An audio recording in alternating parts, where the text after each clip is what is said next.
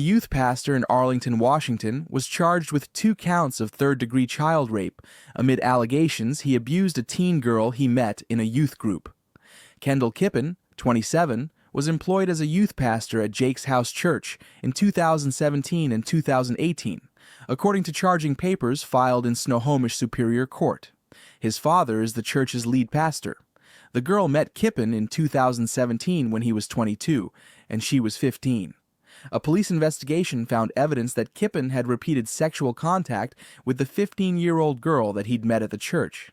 Another young woman came forward, alleging she too was a victim of Kippen's abuse, which began in 2016 while she attended a youth group at Jake's house.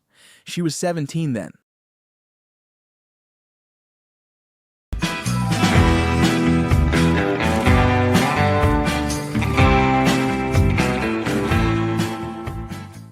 It was recently discovered that a man, William Barrett Riddleberger, who was featured on the front page of a pro-Donald Trump dating website, it was revealed that this man had been convicted of child sex crimes back in 1995. The picture on the website is of Barrett, and according to stories, I'm not sure if it's his girlfriend or his wife. However, the two met at a Tea Party function several years ago, so the website decided to have them on the front page. But Riddleberger, in 1995, filmed himself at age 25 having sex with a 15-year-old girl. That was the crime for which he was convicted. Now, according to a recent interview, Riddleberger says that he paid his debt for that crime, and people should move on.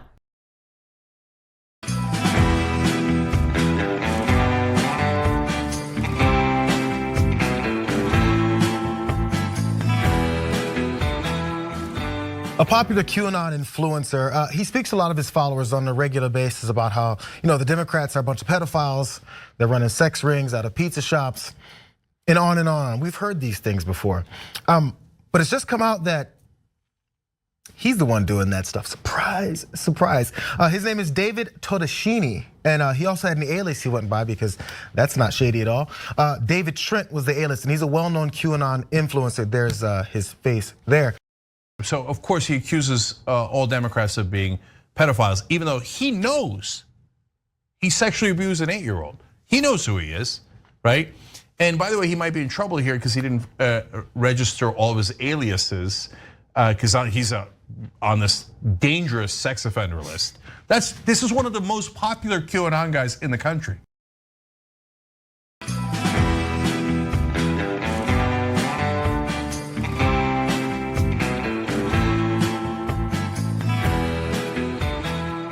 Jason Yates, the former CEO of My Faith Votes, a nonprofit organization pushing Christians to vote their values, has been charged with 8 felony counts for possessing CP material. And here's the twist. This is not his first offense. Yates has a prior conviction for similar charges that was later expunged.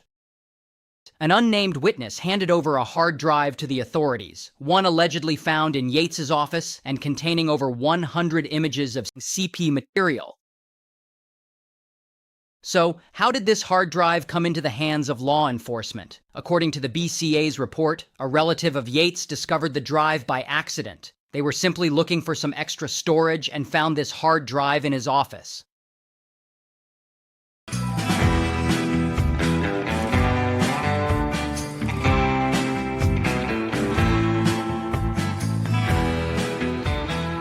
Who here knows who created Stop the Steal in 2020? That would be me. President Trump tweeted that a Stop the Steal protest will take place in Washington, D.C. next week. The president's tweet says the protest will take place on January 6th. That's Wednesday, and the same day Congress meets to formally count the votes cast by the Electoral College. The Stop the Steal organizer, known as Ali Alexander, has now admitted to asking teenage boys for naked pictures and also sending inappropriate text messages to these teenage boys. Now, he posted a statement about his behavior and how he has been battling with same-sex attraction, which same-sex attraction is not a problem. being a 32-year-old male who sends inappropriate sexual messages to teenage boys is a problem. Now, Alexander has released a statement about this, as I mentioned multiple times. I want to get into that statement now, starting with this. He wrote, "This is too gay. I apologize for any inappropriate messages sent over the years. Forgive me. While having repented before God and confessed at church, I want my supporters and those involved to hear my apology today." These are screenshots of Snapchat messages. The Ollie files, he calls it. Number 7, Nicholas, 15 years old, Nicholas, and quotes, Nicholas was 15 when Ali Alexander asked him for sexually explicit photographs in which he referred to as jack-off material. When asked him to lie to his parents so they meet for sex, offered to buy him alcohol and threatened to make his family go W2F if Nicholas ever spoke out.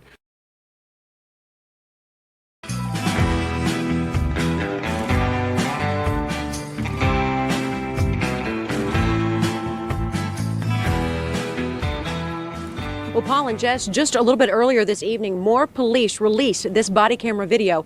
In it, you can see and hear police ask the now disgraced former state senator, "What are you doing in a motel room with an underage boy?" Yeah, because you have a juvenile in your hotel room. March 9th, 2017, more police at the motel room door of former state senator Ralph Shortey. Come out before you get me worried. Show me your hands. Okay. I'm sorry, guys. You're kind of freaking me out a little bit. Yeah, that's what we do. He's 17. Shortey tells the officers that he was just helping the teen as a mentor. We were just hanging out and talking about life and stuff, and we couldn't graduate high school, and was trying to help him get his life on the track. He tells officers that the juvenile is the one who brought the marijuana to the motel.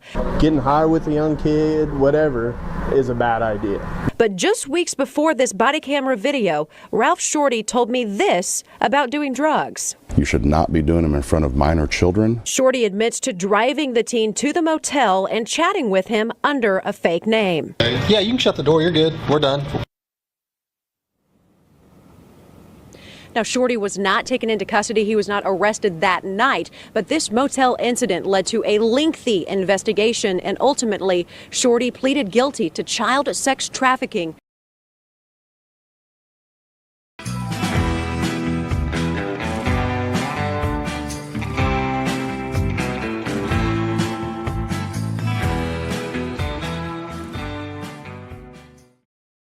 One of the first witnesses at the Ghislaine Maxwell trial was an Epstein sex slave using the pseudonym Jane Doe. Jane had already given a sworn deposition to authorities. In it, she recounted the horrific acts of sexual violence she was forced to endure. She also talked about a time when Jeffrey Epstein brought her to meet Donald Trump at his Mar-a-Lago resort when she was only 14 years old. This is an excerpt from that deposition. During one of my encounters with Jeffrey Epstein, he took me to Mar-a-Lago, where he introduced me to its owner, Donald Trump. I was 14 years old at the time.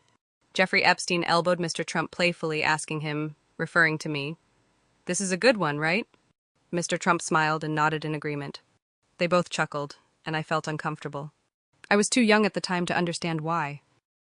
All right, now to stunning new developments in the trial of Ghislaine Maxwell, a woman identified only by the pseudonym Jane.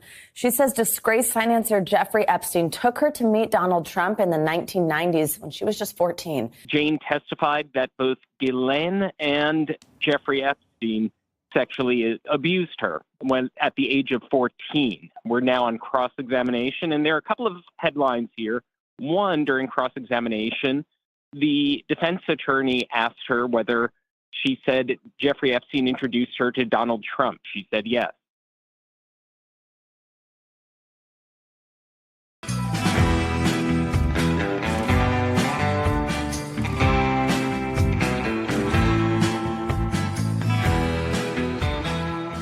Here we go again, another Donald Trump delegate, another disaster. This one's from Maryland. Let me explain what happened here. A Donald Trump delegate to the 2016 Republican National Convention has been indicted in Maryland on federal charges that include using a minor to make child pornography, oh boy, illegal possession of a machine gun, and illegal transport of explosives. Now, two of these are, I guess, relatively unsurprising. There's a conservative delegate who's got a machine gun he shouldn't have. Who's surprised by that, right? And then they've got explosives. I know, those are the guys who are always like, oh, the Muslims got the bombs. Here I need to make an illegal bomb. So the child porn, I mean, look, whether you're surprised by that or not is up to you. But obviously, this guy's got to go. And by the way, let me also say, it's not like Donald Trump knew this guy was into child porn and made him a delegate. So don't go that far, okay? But there is a curious case of bad guys who seem to be attracted to Donald Trump. So let me give you a little bit more detail on this guy. And his name, by the way, is Caleb Andrew Bailey. He's 30 years old. And the federal indictment indicates and includes the allegation that from March 2015 to January 2016, Bailey attempted to use and did use a minor to engage in sexually explicit conduct to produce child pornography. So he wasn't just looking at child porn, he was making child porn. So that is beyond horrific, right? I mean, this guy's he got bombs, he's got child porn. Does it get any worse than this?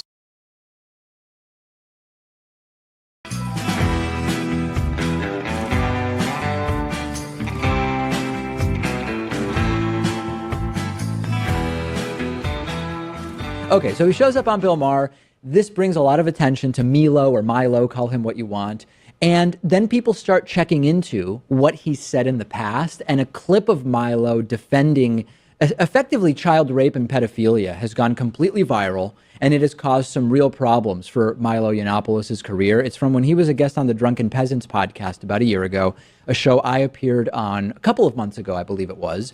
And Milo spent a long time effectively defending pedophilia, saying that attraction for adults to 13-year-olds is not necessarily a bad thing, that he's glad he had a sexual relationship with a Catholic priest when he was a kid. And first, he talks about, well, consent is sort of arbitrary. This arbitrary and oppressive idea of consent, which totally destroys, the understanding that many of us have of the complexities and subtleties and complicated nature of many relationships. People are messy and complex, and actually in the homosexual world particularly, some of those relationships between younger boys and older men, the sort of coming of age relationships, the relationships in which those older men help those young boys to discover who they are and give them security and safety and provide them with love and a reliable sort of a rock where they can't speak to their parents. Some of those relationships are some of the most molestation to me. It sounds well, like you know what? It sounds like Catholic priest molestation to me. And you know what? I'm grateful for Father Michael. I wouldn't give nearly such good head if it wasn't for him. Oh my God! Oh my.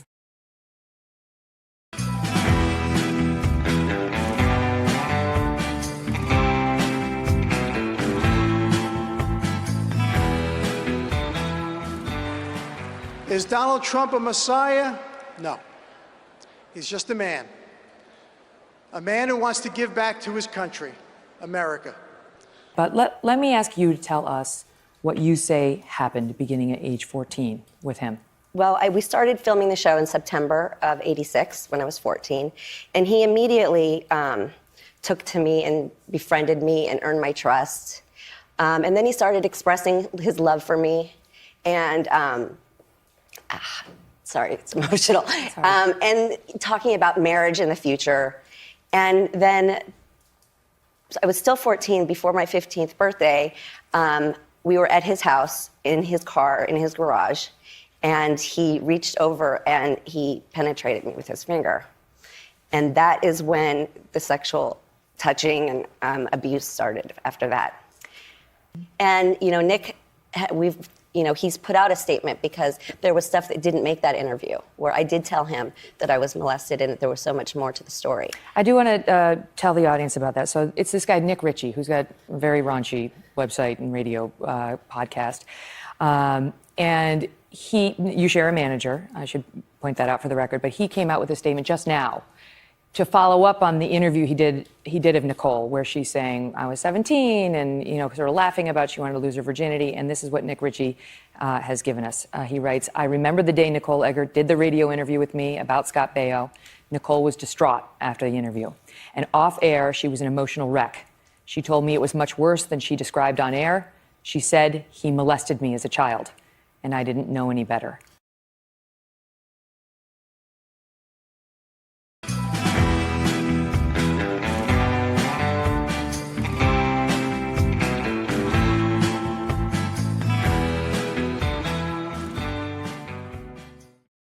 Ronald Williams II was a researcher for President Trump's Advisory Commission on Election Integrity. Trump launched the commission after making unfounded claims that millions of fraudulently cast ballots cost him the popular vote in the 2016 election. Williams' arrest came after police conducted a search of his home after they were tipped off by the National Center for Missing and Exploited Children. He was arrested after authorities said they found child pornography on his cell phone. Williams is charged with 11 counts of possession and distribution of child pornography.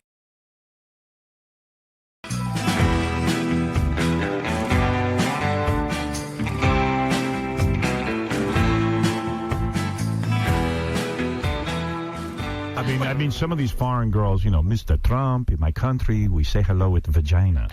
And well, you could also say, as the owner of the pageant, it's your obligation to do that. So you have done that. Now, I'll tell you the funniest is that I'll go backstage before a show. Yes. And everyone's getting dressed and ready and everything else. And, you know, no men are anywhere. And I'm allowed to go in because I'm the owner of the pageant, and therefore I'm inspecting it. You know, I'm inspecting. Right, I want to make sure that you're like everything is good. You're there. Yeah, the dress. Is everyone okay? You know, they're standing there with no clothes. Is everybody okay? And you see these incredible-looking women. And so I sort of get away with things like that. He just came strolling right in. There was no time to put on a robe. Some girls were topless. Other girls were naked. The time that he walked through the dressing rooms was really shocking. We were all naked. He came backstage and was looking me over like I was just a piece of meat. No one dreams of being ogled when you're a little girl wanting to wear a crown. It was certainly the most inappropriate time to meet us all for the first time. The youngest girl was 15, and I was the eldest at 19.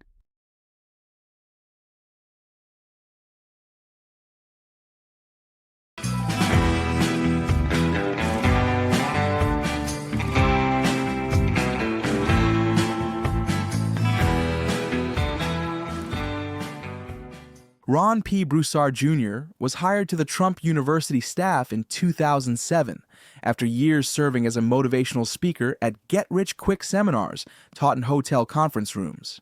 Though he has never been licensed as a real estate agent or broker, Broussard is listed as staff or coordinator for at least 5 Trump seminars titled Fast Track to Foreclosure.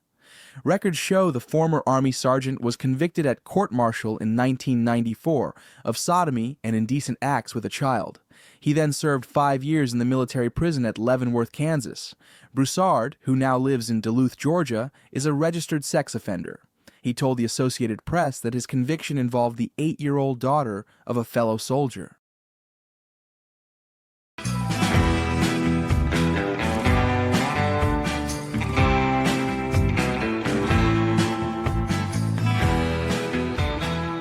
For my garbage person of the week, we're going very serious here because it's a definite garbage person, but also we kind of have to make a point about this. So before I get to the details, I want to give you a content warning and a trigger warning.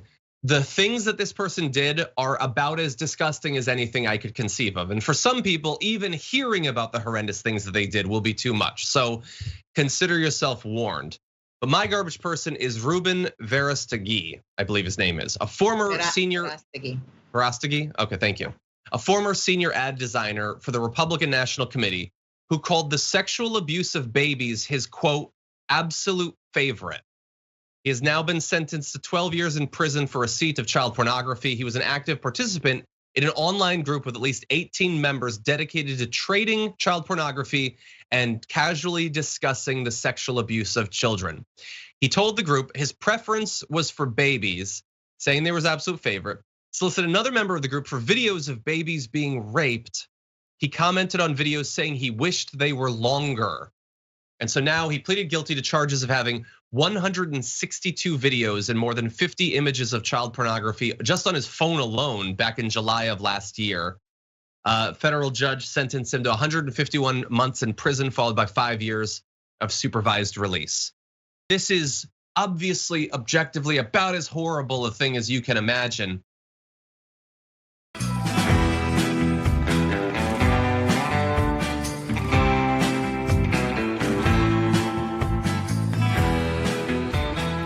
Hey, what up, everybody? A little bit of story time. So I live in an incredibly liberal state, Washington, yeah.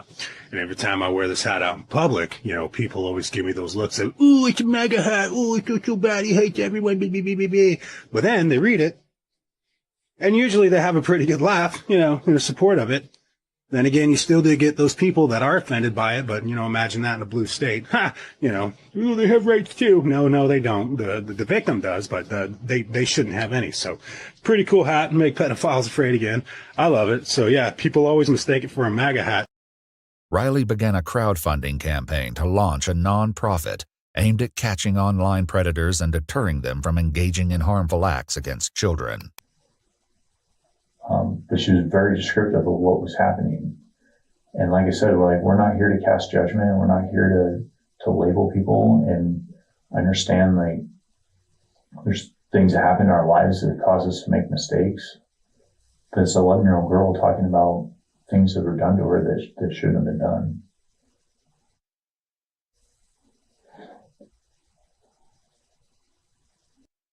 Like I said, it's not even a sexual thing. I don't feel attracted. It's just this weird impulse. I don't know. I don't know. It's so weird. God, this is just a weird conversation. Developing, you know, in certain areas, and you know, what's wrong with me? Oh God, I'm just a rotten sack of.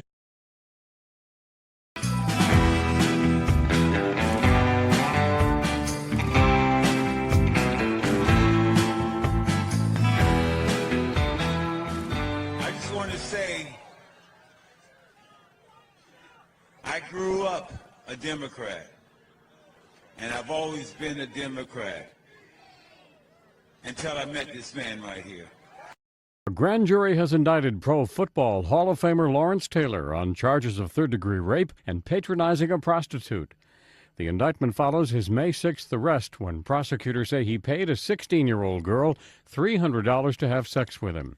The former linebacker was also indicted on charges of endangering the welfare of a child and sexual abuse and criminal sexual act in the third degree.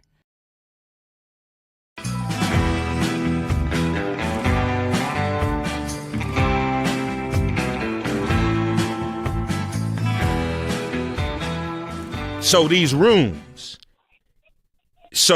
presumably there were women in these rooms? Oh yeah, a lot of women. Mm-hmm. How were they? All over the room. How were they dressed, Uncle Luke? Half naked. Half naked. Half naked and some naked. Half naked and some naked. Yeah. Oh, all right. We had a house party. They up in there naked. All the women were enjoying themselves like they do. Mm-hmm, mm-hmm. You know, but the thing.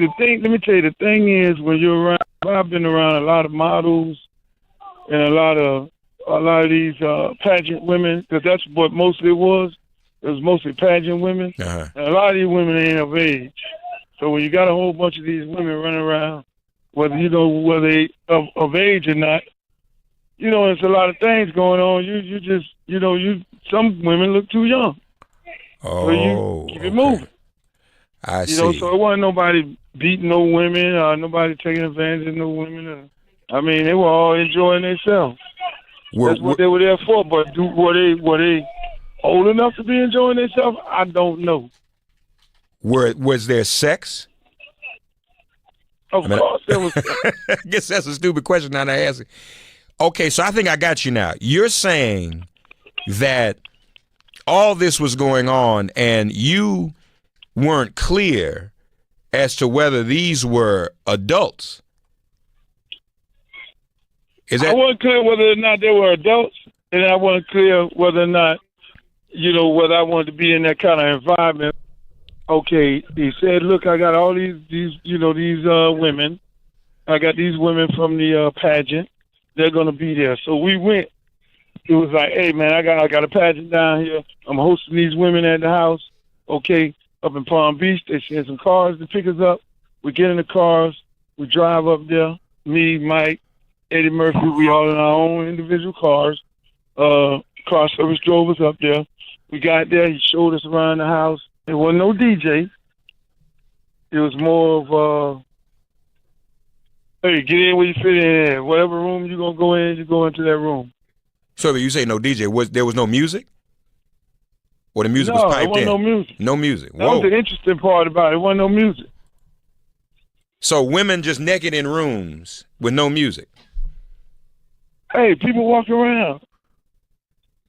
It wasn't, listen, it wasn't nothing wrong with that. I was happy to be at that party, but then at the end of the day, when I started looking at some of these girls' faces, I was like, man, these girls don't look like they're old enough. I didn't ask nobody their age. And then all the other stuff going on, it was like, okay, I can't be up here. I got to go.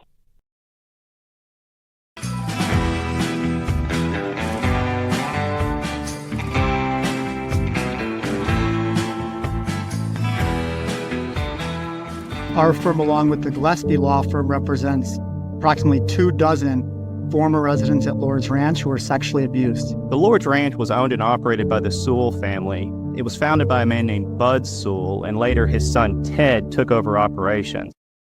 In 2021, the Arkansas legislature and governor took a stand for victims of child sexual abuse, and they passed a revival statute. That allows survivors to file civil claims against any types of defendants up until the end of January 2024. Yesterday, after we taped, the White House announced that President Trump had commuted the prison sentence of Ted Sewell, a former operator of a behavioral health company in Arkansas, who was convicted on bribery and fraudulent charges in July of 2016. Today, we shed light on a deeply troubling case exposing decades of abuse at the Lord's Ranch, an institution that was meant to provide care to children, but turned into a nightmare. Escaping scrutiny. The facility's fortunes improved during Huckabee's governorship, blocking investigations and avoiding consequences. Allegations of abuse have persisted for years, with survivors recalling instances of improper restraints and violent means used to thwart investigations. Sharing survivor stories. Survivors are now sharing their stories, some through a Facebook page titled What Happened at Lord's Ranch, and podcasts detailing the cruelty and sexual abuse.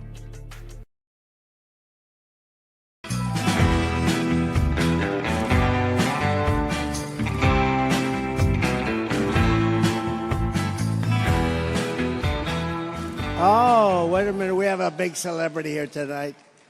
And I'll tell you something. He's great, and he loves his state. Congressman Matt Gaetz. Where the hell is Matt Gaetz? Where is he? Hello, Matt. Former Republican Congressman Matt Gaetz tried and failed to block the release of that much talked about and very explosive House ethics report. CBS News reviewed the report, which accuses Gaetz of having sex with a minor, paying for sex with multiple women, and doing illegal drugs. Allegations in that report that Gaetz denies. That report accuses Gaetz of making $90,000 in payments to 12 different women. The House ethics report goes on to claim those payments were likely connected to sexual activity and to drugs. The committee wrote it heard testimony that Gaetz had sex with a 17-year-old girl at a party in 2017. The report called her Victim A and said she recalled receiving $400 in cash that evening, which she understood to be a payment for sex. The report also said Gaetz appeared to have set up an email account from his office in the complex of the Capitol to buy marijuana. That report went on to conclude that Gaetz violated House rules that prohibit prostitution, statutory rape, illicit drug use, and obstruction of Congress, among other standards.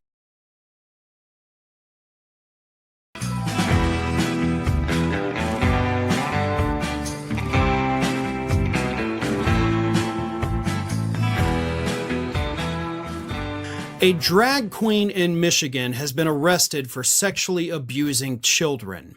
Oh, wait, I'm so sorry. It wasn't a drag queen. It was a MAGA church leader. A 29-year-old man arrested for sexually assaulting children. Because that's apparently what happens when you try to tell us that it's the drag queens reading to children that are corrupting them. Kids need to be in church.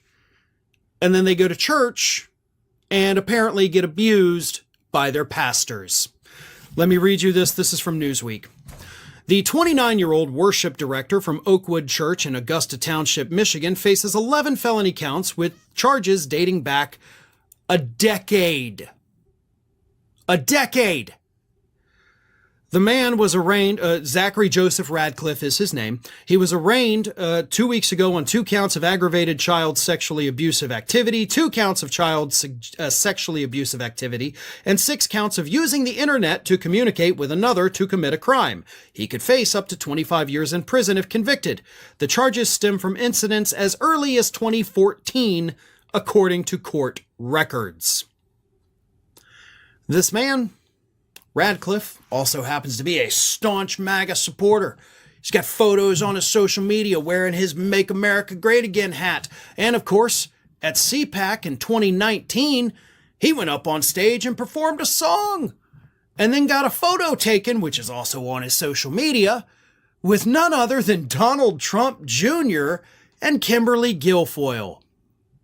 And let's remember, the first accusation of sexually abusing a minor was from 2014.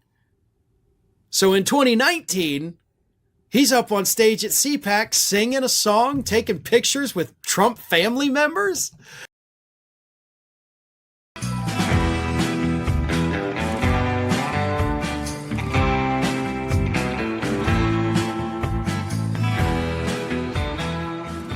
God bless the greatest president in our lifetime, Donald Trump. It's a modern day phenomenon that little girls just look great, you know. Soon after his divorce, Ted found a new love, a young girl from Hawaii named Pele Massa. She was like a dream, a fantasy, exotic dream of mine to meet her. Ted was 30 years old, Pele just 17. I was underage, and even back in the wild 70s, it just really wasn't a terribly appropriate situation in most people's eyes. And now it would be criminal. Ted admits to a number of liaisons with underage girls, and while it may have raised eyebrows, it never raised the interest of local authorities. I'll first post this TikTok user's reaction to hearing the song for the first time, and will then post the lyrics. Spoiler alert, the girl that Ted Nugent is singing about is 13 years old.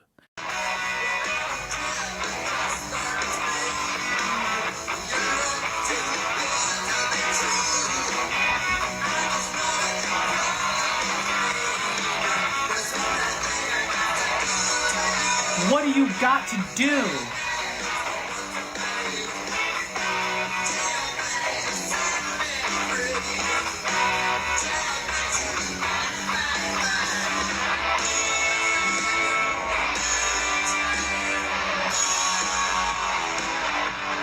What the fuck?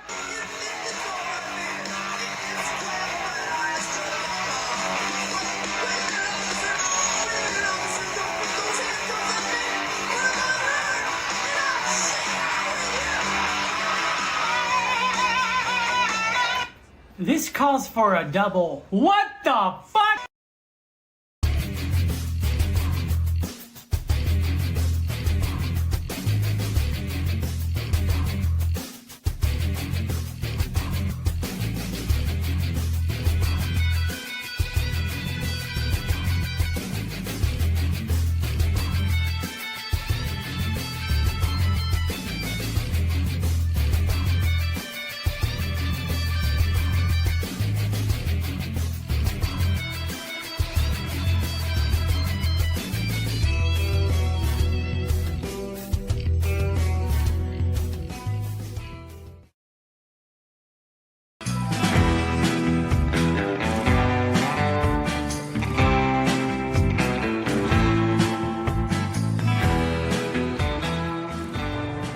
Jane Doe has received numerous threats today, as have all the Trump accusers that I have represented.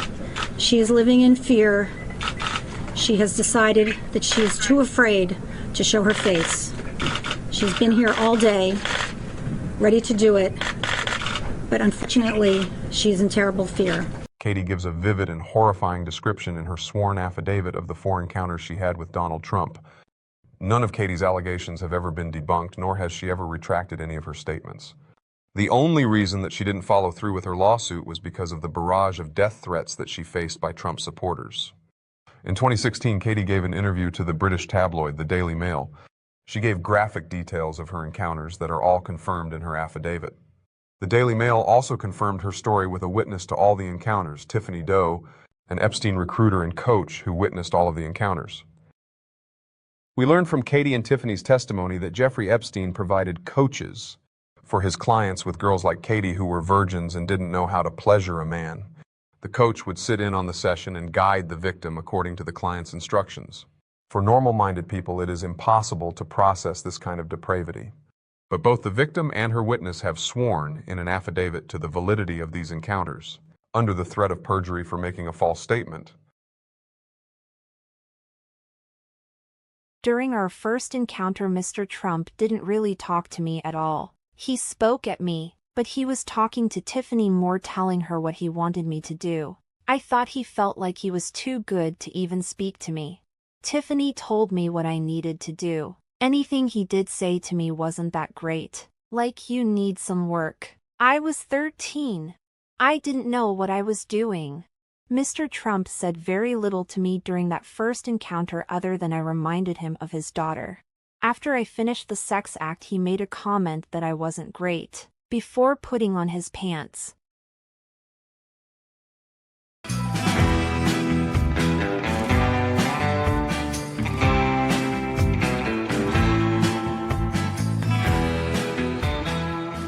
He is a former Commerce Department official in the Trump administration, sentenced to a 5.5-year prison term after pleading guilty to possession of child pornography. This is Adam Hageman, also sentenced to 5 years of parole after release and a mandatory requirement to register as a sex offender. He was apparently arrested back in November of 2020.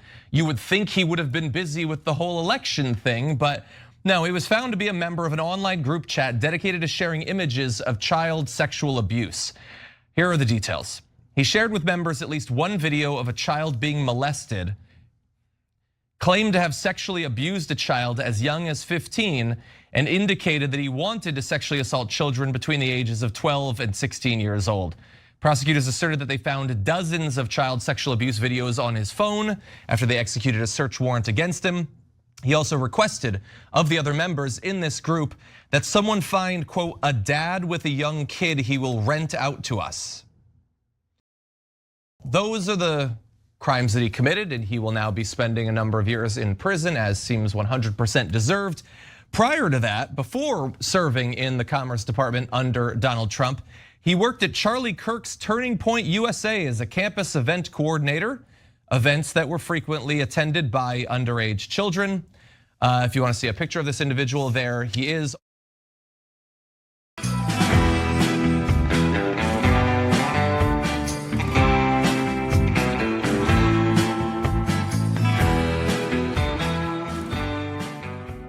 A Texas state district judge sentenced MAGA hero Daniel Perry to 25 years in prison for shooting to death a man protesting police brutality. Governor Greg Abbott pardoned him as soon as it was legally possible. During the trial, there was a lot of evidence presented of hateful racist posts from Perry's texts and social media accounts. What wasn't talked about much was his online interaction with a 16-year-old girl. Perry's hunt for minors was also documented in his internet search records, where good chats to meet young girls appeared alongside attack on Jews in Texas.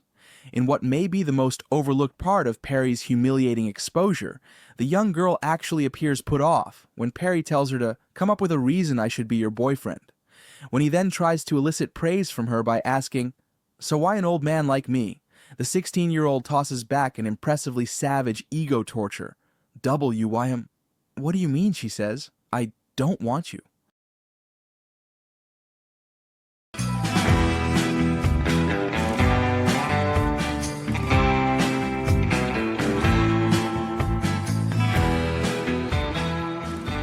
Developing tonight, a former GOP strategist convicted of trafficking minors, paying 15 and 16-year-old girls in exchange for sex. He was a powerful GOP donor and political operative, and now he'll be spending 21 years in prison.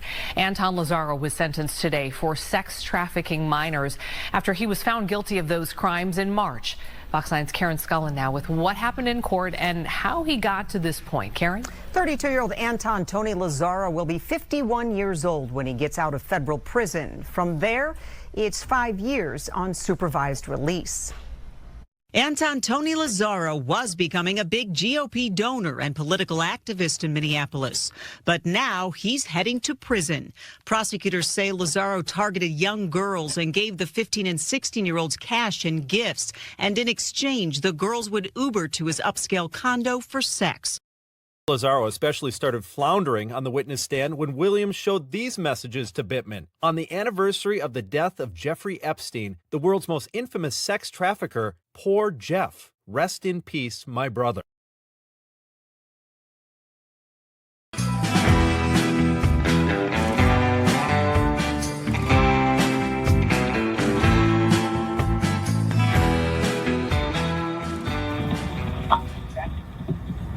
All right, hey, this is Sean McHugh.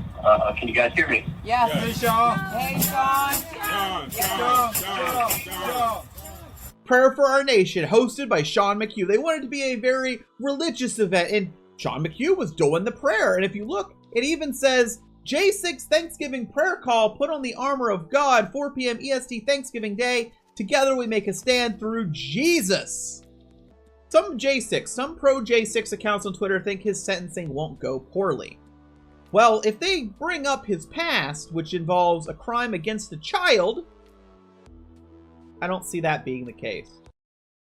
A Trump supporter accused of storming the U.S. Capitol and heckling police officers for protecting pedophiles previously served jail time after being convicted in the statutory rape of a 14-year-old girl, according to court records.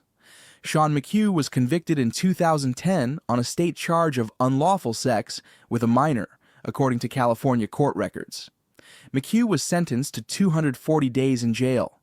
The victim was 14 years old, and McHugh was 23 when the crime occurred.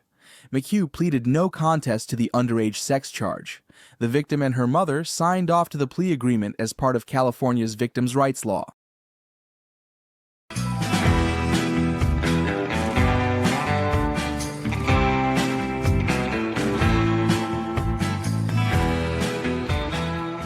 Uh-oh, I got the mic. This could be good. No, but I think we should start with, I just like to bring it up that there's a whole lot of people in this country that do give you a lot of credit for everything you've been doing for this country. Out of all the pedophiles mentioned in this documentary, there is only one who never actually had any formal allegations made against him. The one person is MAGA superstar Kid Rock. For some unknown reason, Kid Rock blurted out a confession on his own. We'll look at the lyrics of his song Cool Daddy Cool first, through the eyes of a TikTok listener. And then I'll post the lyrics to help us try and figure out what would possess a grown man to write such lyrics. Now some people say my mind's blown. I'm cooling like a snow cone. And my cell phone, I'm pagey. Can't call me, just page me. Young ladies, I like them underage. See, some say that's statutory, but I say it's mandatory. My story. No. There's no fucking way we're putting this on the soundtrack. Young ladies, I like them underage. See, some say that's statutory, but I say it's mandatory.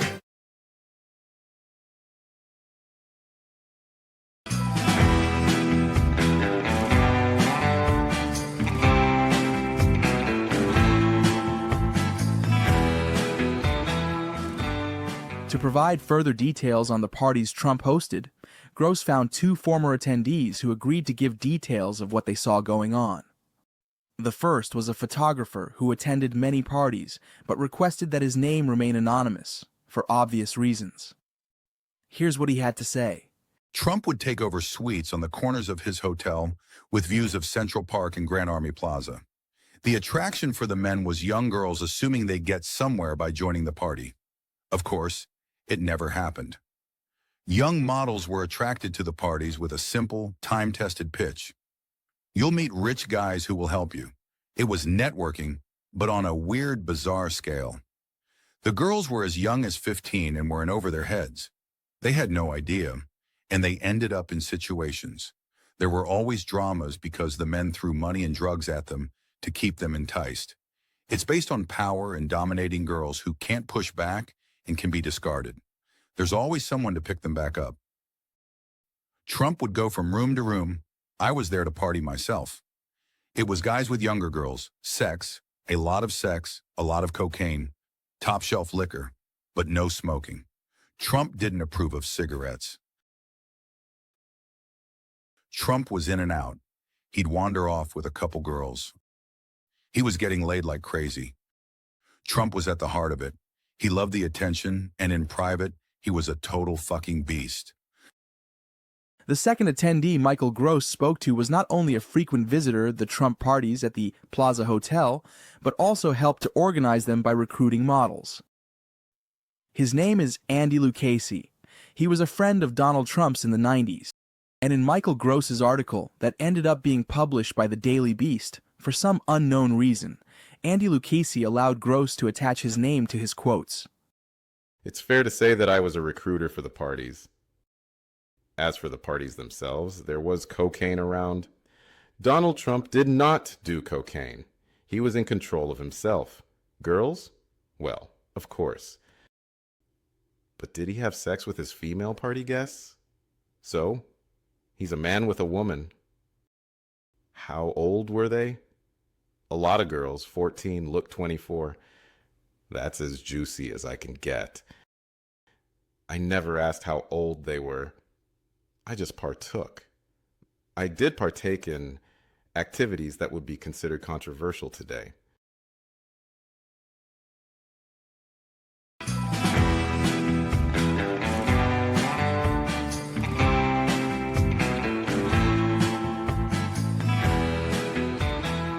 Now, as for Elliot Broidy's business partner in that Cutter thing, well, as of today, he has a new and newly serious additional child pornography charge to contend with.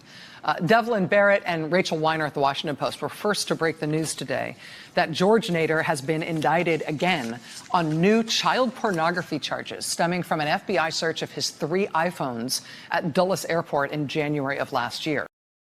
These types of charges are not a novel thing for George Nader. In 1985, he was charged with importing child pornography into the United States. He ultimately had that charge dismissed on a technicality. A few years later, in 1991, he was again charged with importing child pornography from overseas. In that case, he was convicted. He was given a 6-month sentence. Years later, in 2003, he was sentenced again, this time in the Czech Republic. This time not for child pornography, but for child molestation.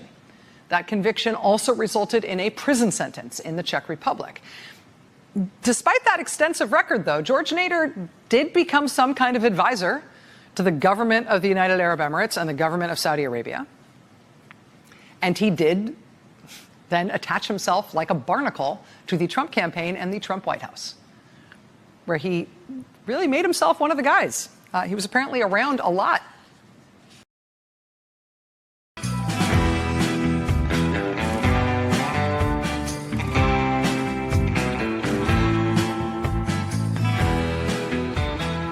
Also address something because we've got some people that are concerned about it, and I understand that. I completely understand. But I am serving on a faith advisory council for President Trump. I was asked to serve on this council back when he was a candidate in May or June. I was also asked,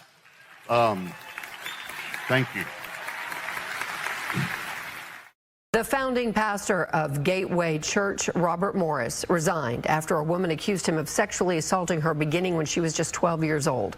Hello, everybody. I'm Heather Hayes. I'm Steve Eager. The woman says the abuse lasted from 1982 to 1987. The woman's allegations surfaced over the weekend. She says Morris sexually abused her while he and his wife were guests in her family's home in Oklahoma. Morris has said he was involved in an inappropriate sexual behavior in his 20s with what he called, quote, was a young lady. He told me, he said, hey, come in my room before you go to bed tonight. I want to talk to you. He was 21, Cindy was 12. He started by touching my breast and putting his hands in my pants. He wanted me to stand and close my eyes so he could lift my shirt and pull my pants down and just look at me as a 12-year-old.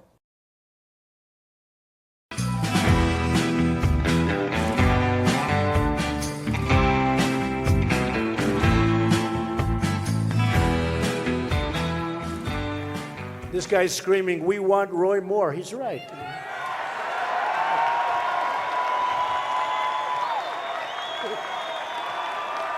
We need somebody in that Senate seat who will vote for our Make America Great Again agenda. So get out and vote for Roy Moore. Do it. Do it.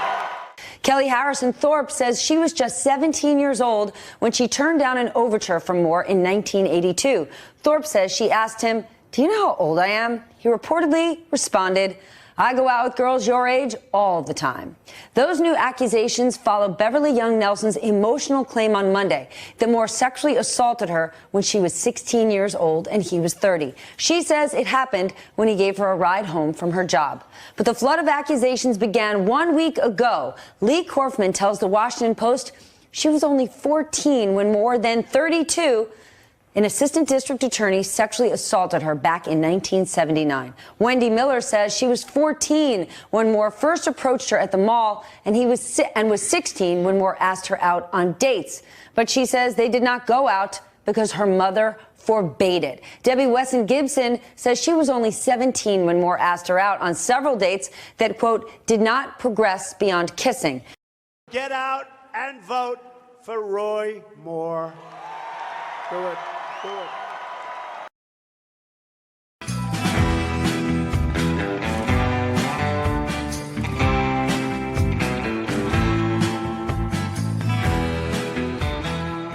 As of today, Tim Nolan is charged with 13 counts of human trafficking. 2 of those counts involve minors. He's charged with rape, prostitution, unlawful transaction with a minor, and tampering with a witness. Good evening, everybody. The disgraced politician agreed to 20 years in prison for a list of sex crimes. Local 12 broke this story last spring after a minor came forward and claimed that Nolan had coerced her into having sex for money. That led to a 30-count indictment that included charges of human trafficking, unlawful transaction with a minor, and prostitution. Well, here's a guy named Tim Nolan. Tim Nolan. He's a Tea Party leader and a good Christian, and the former Trump campaign chair in Campbell County, Kentucky, which is right across the Ohio River from Cincinnati.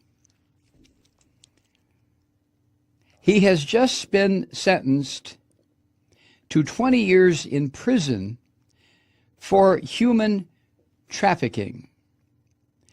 According to Cincinnati.com, this piece of shit, he's a former judge, a Christian, a Republican, a Tea Party leader, and a Trump campaign chair. He pleaded guilty of using drugs and threats of arrest to force women and girls under the age of 18 into sex acts.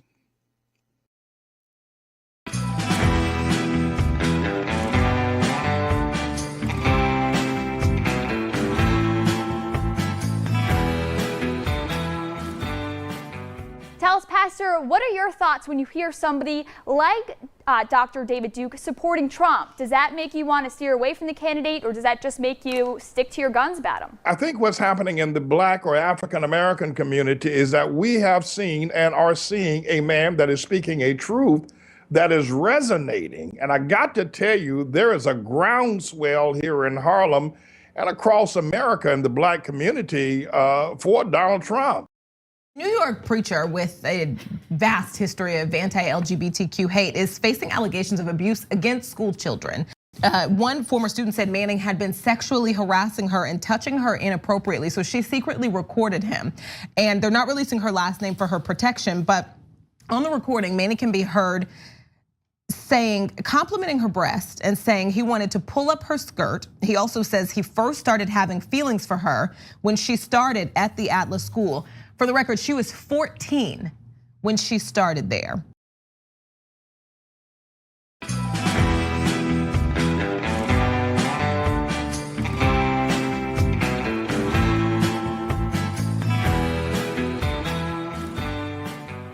Matt Marshall finished up his shift here at Brewster Police Department. Shortly after, Mass State Police arrested him on child pornography charges.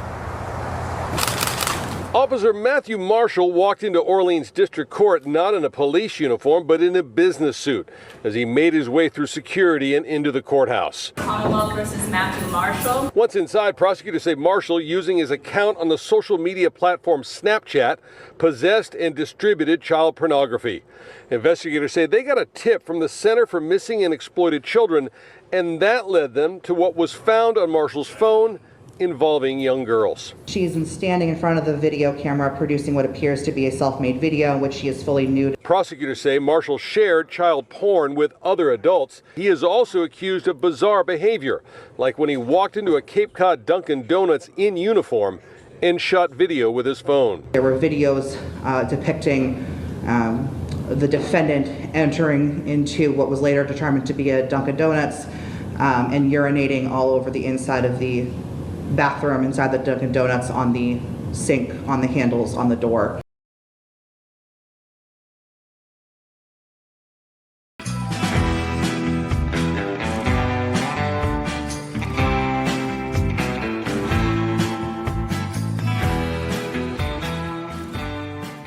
I pledge for underserved youth.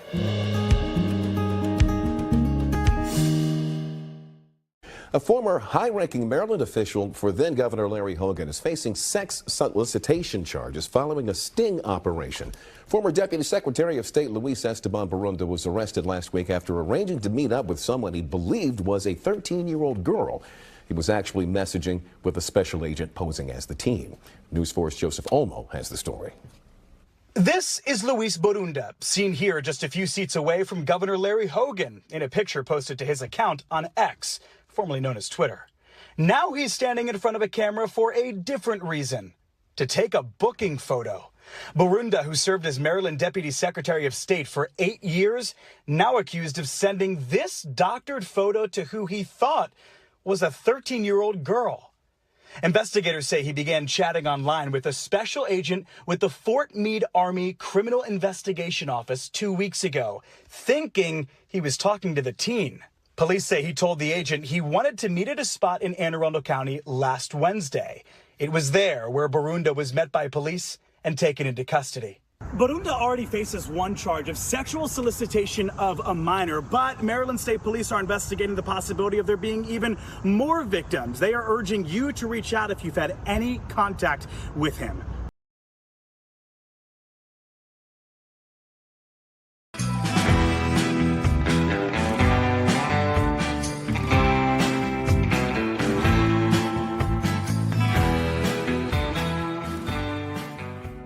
I'm upset, I'm stunned. It's an emotional day at Pinch Elementary School as parents pick up their kids from school. Just devastation because my granddaughter had been canceled by him 3 days a week. Wednesday night, federal agents arrested school counselor and social emotional learning coordinator Todd Roy. According to court documents, agents searched his Elkview home late last month and found pictures and videos of child pornography. There was also evidence that he had been messaging girls in the age range of late elementary school through middle school.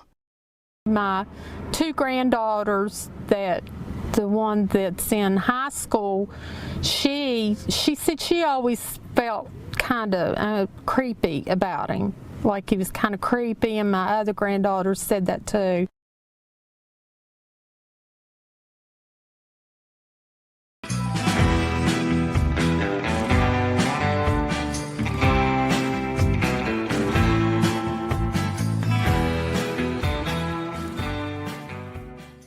But with Tuesday's results, I'm hoping that the rhinos in this chamber realize that the writing's on the wall, and they'll get behind the Freedom Caucus agenda and the agenda of the people of South Carolina.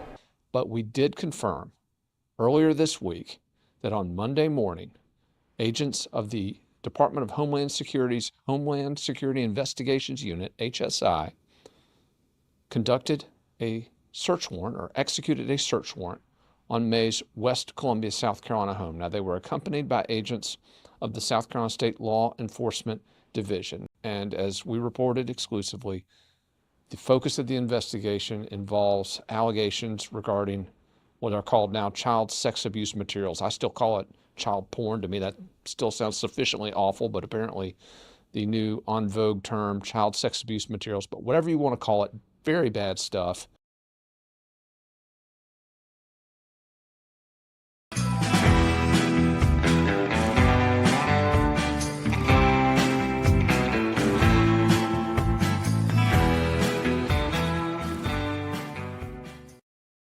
Gary Joseph Hawkins, 44, was booked into the Sevier County Jail on Monday and charged Wednesday in 6th District Court with 3 counts of aggravated sexual exploitation of a minor, a first-degree felony, and 2 second-degree felonies according to a police booking affidavit.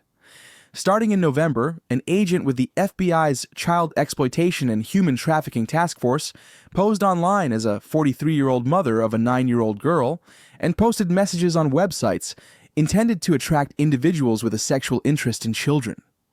Hawkins contacted the undercover agent and sent messages using the Kik app to encourage a meeting so he and the undercover agent could sexually assault the 9-year-old daughter, according to the affidavit. Hawkins wanted to impregnate both the agent and her purported daughter to create an incest family where there would be more children to sexually abuse, investigators allege in the affidavit. Hawkins repeatedly asked the agent to send nude images of herself and the 9-year-old daughter. During the undercover agent's messaging with Hawkins, he revealed he had child sex abuse material on his phone and sent the agent several images and videos.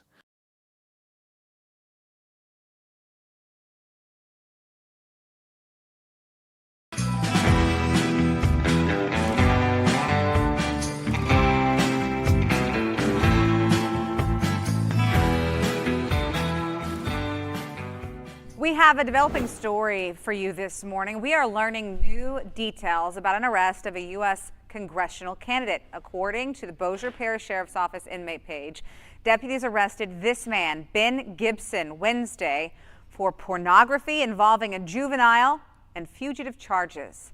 A man ran for Congress in Louisiana this year. His name was Ben Gibson, and he actually lost. And it's turning out in hindsight that that was an even better thing than it seemed at the time.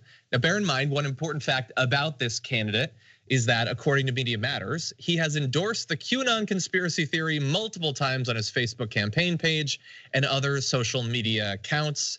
The QAnon cult believes that there's an underground network of satanic pedophiles who are being covertly pursued by President Trump. And bear in mind, that underground network of satanic pedophiles includes every celebrity you don't like and all Democratic leaders. We found another interesting thing about Ben Gibson, this person who believes that there's this cult of pedophiles that need to be rooted out at all costs.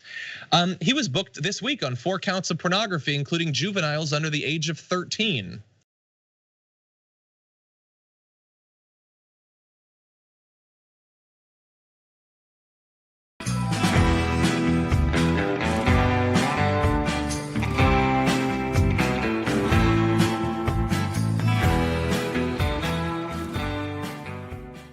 In Elmore County, a former Wetumpka firefighter who pled guilty to sex crimes involving children has been sentenced to 30 years in prison. John Cole Carter was arrested last summer after an investigation revealed a 6-month relationship with 2 girls ages 13 and 14. During today's sentencing hearing, prosecutors showed some of the hundreds of videos and images sent between Carter and his victims. On at least one occasion, Carter is accused of meeting with one of the girls in person. Today, the district attorney says those crimes were no accident and Carter must be held accountable. You know, Mr. Carter had a job to where our kids come home from kindergarten and they dress up to be firemen like him. They pick up coloring books because that's people they look up to, people in public service, and that was betrayed. The DA says today serves as a grim reminder for parents to always be aware of who their children are talking to online. Carter, by the way, resigned from his position with the city of Wetumpka shortly after his arrest.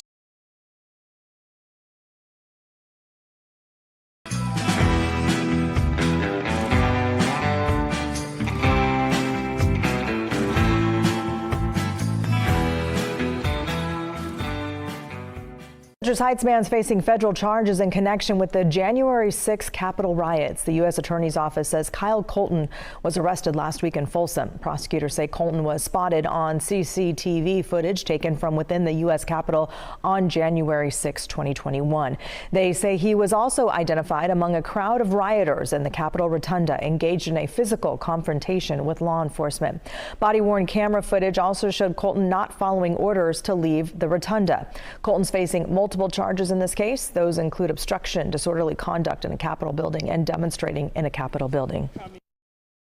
Hey everyone, welcome to the show. So new charges have been filed against a January 6th defendant, but they're not related to the Capitol attack.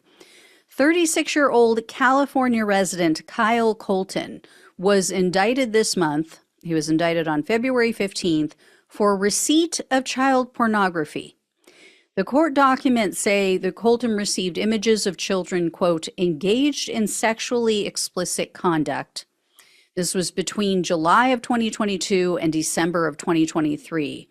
And if he's found guilty, he could spend up to 20 years in prison and owe up to $250,000 in fines. So yet another January 6th MAGA man accused of crimes involving sex with children. I have seriously lost count at this point. You know, they really are attracted to Donald Trump, aren't they? For some reason. Yeah. But please tell me again, please tell me more about so-called pedophile Democrats.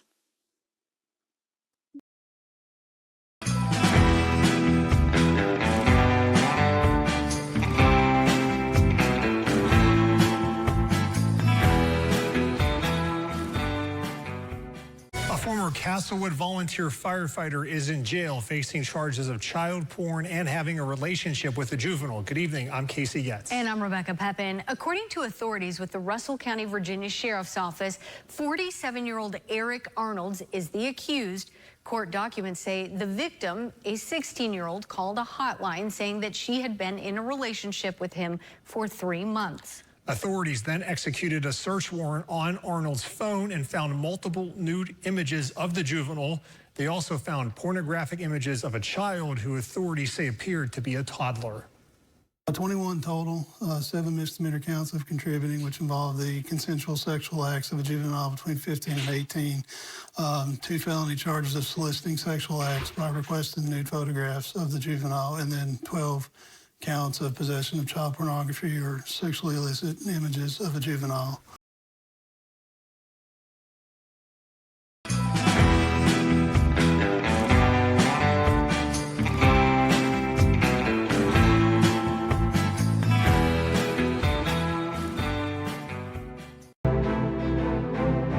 Got a pretty nasty story for you to talk about. It concerns a man named Lynn Lindaman, a 73-year-old pediatric surgeon from Iowa who was just sentenced to 50 years in prison for sexually abusing an 8-year-old girl. Process that one for a second, because do you know why he got such a severe sentence? Because it turns out his sentence was enhanced because he had previously been convicted back in 1976 of sexually assaulting a 14-year-old at a gymnastics camp, which, of course, raises the disturbing and important question of how he became an orthopedic surgeon. We will get to that. But back to the case at hand. Yes, he was convicted of second-degree sexual assault for abusing this girl at his home back in June of 2023. He was arrested the next day, closed his practice. He agreed with the state medical board to stop practicing medicine. Went to trial.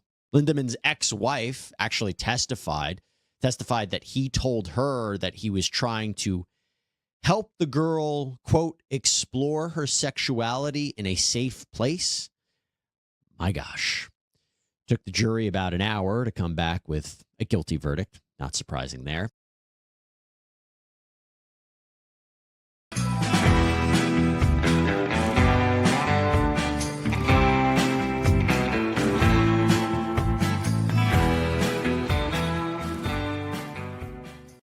Over the weekend, there's been an update on the Waurika city manager who was arrested on child sexual abuse charges.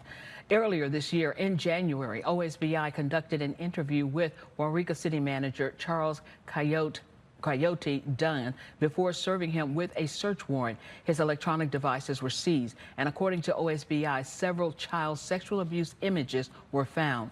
Dunn was arrested Thursday of last week, and he's been charged with possession and manufacture of child sexual abuse material, as well as loitering around residents to watch occupants. Dunn was subsequently booked into the Stevens County Jail.